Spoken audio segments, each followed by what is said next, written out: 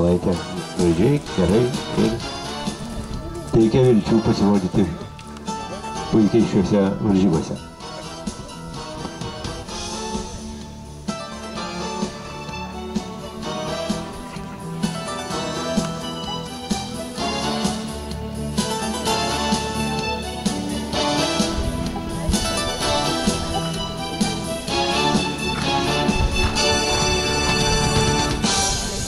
Taigi, kaip matome, kažkas panašaus į gluosnį, nedidukė, tačiau šokli, puikiai, graži Kumelaitė, kuri savo techniką džiugina mūsų akį. Prisimename visi žirginio sporto mėgėjai gluosnį, kuris tapo ir Lietuvos Respublikos konkursų čempionas, puikiai atstovavo Lietuvos rinktinės sudėtyje, aukščiausio rango varžybose, na, po to buvo parduotas į Lenkiją, tačiau dar kartą noriu priminti žirgų mylėtojams ir veisėjams, kad Eržilo gluosnio spermos yra Lietuvos žirgyno, o tiksliau uždarosios akcinės bendrovės Vilniaus žirgyno filiale, duomenų bazėje, spermos bazėje.